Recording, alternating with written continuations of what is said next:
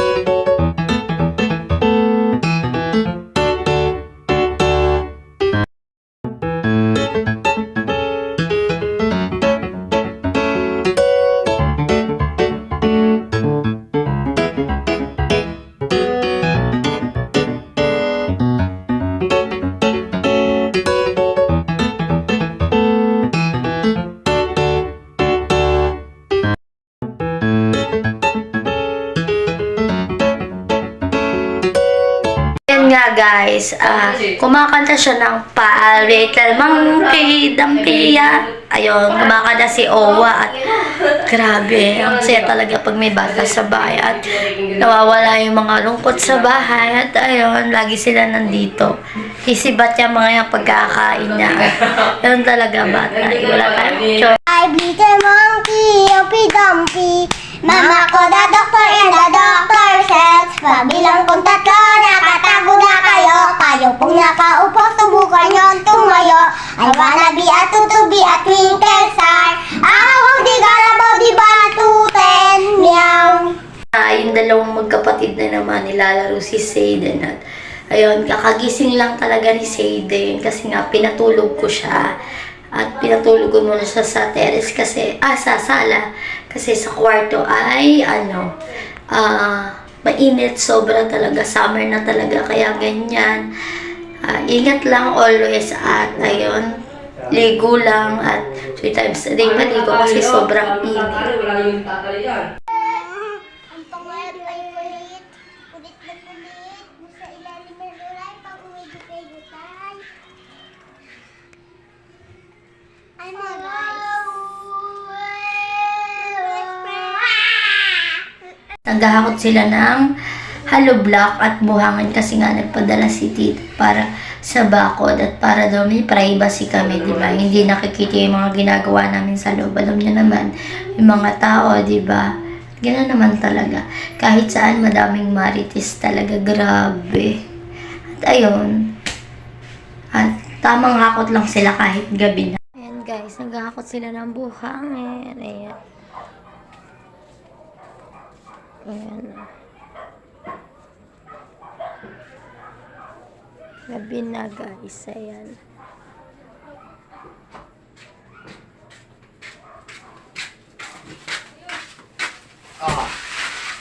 Kakalinis ko lang ng bahay at ayan si Papa nakaupo at lagi ako naglilinis ng bahay kasi sobrang dumi nung tiles at nung CR at nung kusina, lahat ng kwarto, sa unahan, sa gitna, sa dulo at naglaba talaga ako kahapon kasi ang daming labahan na rin. At ayun nga, lagi ako naglilinis. Kailangan naman natin talaga maglinis kasi para sa health natin din, di ba? Hindi naman para sa ibang tao at para din sa atin.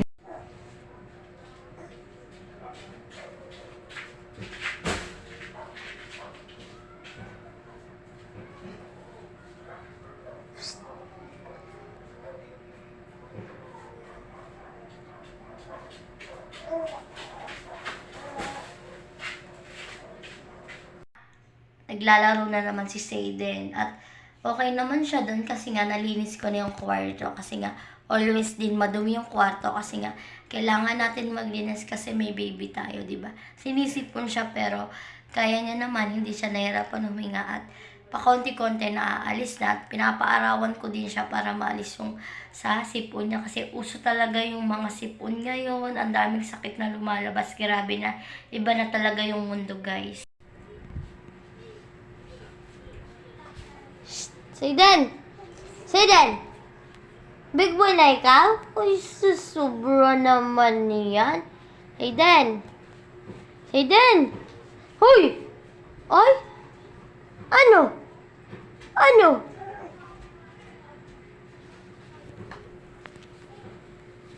Sayden!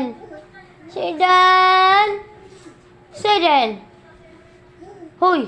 Ano? Ano? Sobrang init ng panahon, grabe. Ang sarap mag-swimming. Kami pa lang ang hindi nag-swimming. Halos lahat na yata nag-swimming. At ayun talaga, may mga dadating talaga ng problema sa atin. Pero laban pa din. Kasi gano'n naman talaga. Hindi always tayo masaya or happy. May mga pinagdadaanan rin tayo sa buhay. Pagalingan na lang maglabas or magpakita ng mga ginagawa.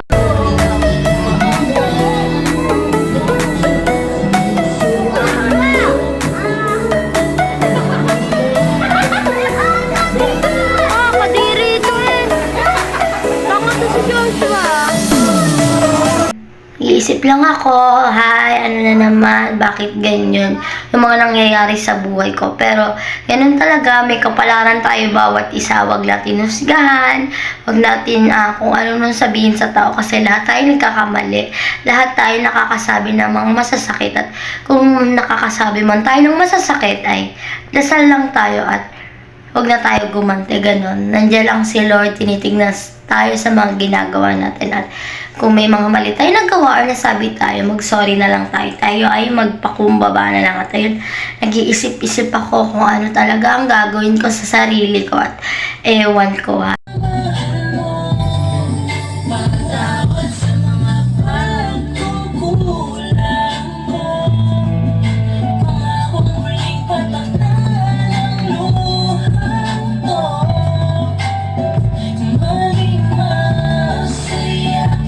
Always naman pinapaarawan ni Mama si Sayden.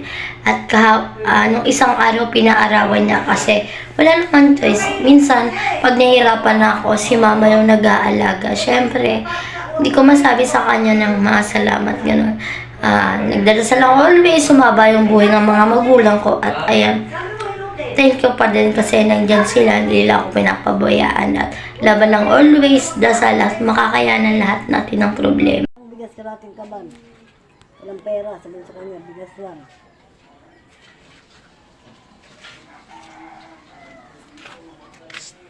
Ang laki ng dede mo. Ay! Ano mo yung katawan na, no? Pulahin na pulahin. Papakit na naman ang bata. Gana naman always. Akala mo naman talaga malaki na. Grabe. Hindi pa naman siya malaki. Gusto nang tumayo. Tapos pag nakaupo na, iyak. Tapos pag nakatayo naman, hindi siya naiyak, diba? Iba talagang bata.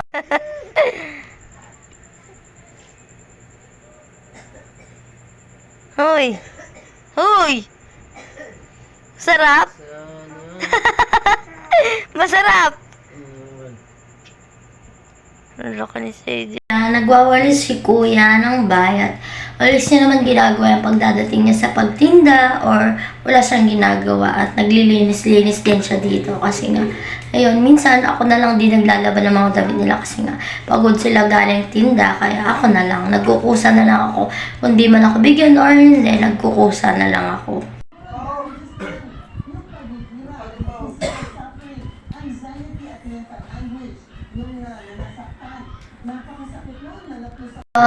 Lagi ko naman kausap si Tita Lucy always at yun nga, nalulungkot din siya pag wala siyang kausap kaya kinakamusta ko always. Gusto ko na nga siyang umuwi kasi yun lang yung nakakaintindi sa akin minsan sa mga problema na dinadala ko or nangyayari sa buhay ko. At ayun, the best tita yun kung alam nyo lang. At ayun.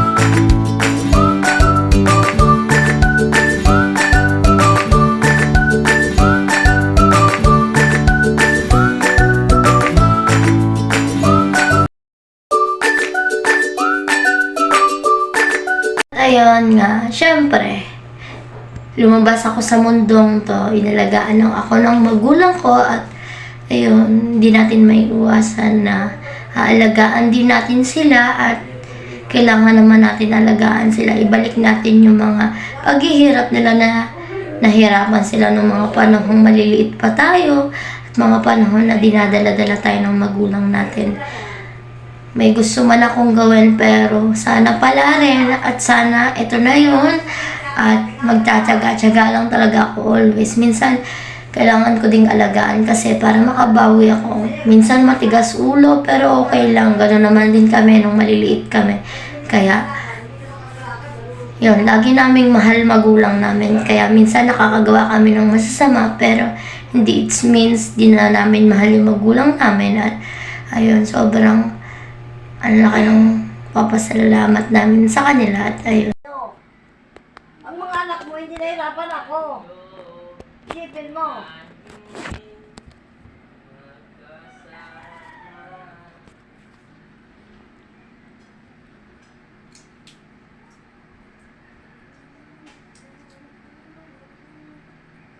Ako na rin yung pag-po-trip namin ni JB, ni Joshua ulit na malaki at ako at si Seden at ayun. Nung nakarang araw yun at nagluto lang ako ng talong tas nung nasa ospital din sila, papa yun, dun kami kumain at nung isang araw lang yun at sobrang sarap kahit bata. Alam na nila yung mga ganyang pakikisama at sana sa mga batang ganyan. Huwag niyong palakihin yung ulo nyo at maging mabait kayo. Kung may mga maririnig man kayo sa iba, huwag nyo nang palakihin at ayun, maging bata kayo. Huwag kayong porket ganito na ako, matanda na ako, hindi ganun. Lahat ng sasabihin natin may masasaktan tayo or hindi, o may matutuwa sa atin or hindi, ganun lang always. At laban lang kasi ganun naman talaga ang life, di ba?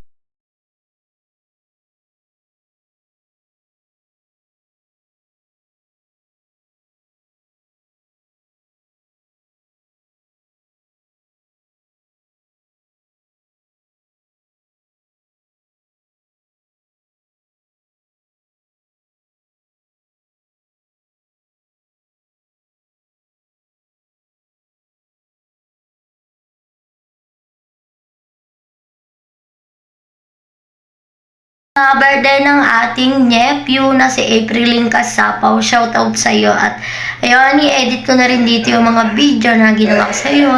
Thank you kasi alam mo yung ugali ko. Alam ko din yung ugali mo at alam mo na, huwag na tayo magdrama na. Tanda na tayo. No more drama na. At pinipili ko lang yung desisyon at papanindigan ko lang, di ba? Alam mo naman, di ba? Mahal na mahal kita at ayun. At simula nung bata ka, cargo na kita. Cargo? Hindi, inalagaan ko lang siya guys kasi nga, alam nyo na, mahirap i-explain pero pag lumaki-laki na siya, marirealize na yung mundo, hindi pala masaya at laban lang talaga at ayun, happy birthday and yun, enjoyin mo muna yung pagiging dalaga mo at ayun, sana may marating tayong dalawa at kung may marating man ako, iaangat din kita pero hindi pa sa ngayon at nagtsatsaga-tsaga pa rin ako at ayun, wala akong ireregalo sa'yo kung hindi lang good health at ingatan mo yung sarili mo. No more drama na sa buhay, alam mo yan, maging positive ka lang always at magdasal at kung ano mga nangyayari sa atin ay hindi sa atin yun. Binigyan lang tayo ng pagsubok na para kayanin natin. At ayun, mag-ingat ka always, aming dalaga or tomboy. At kung ano pa man tawag sa'yo. At ayan, happy birthday. At wala man ako mairegalo sa'yo. Itong message na to, sana mapanood mo. Subscribe mo na rin ako. Sana mapanood mo. At ayun, mahal na mahal kita, alam mo yan.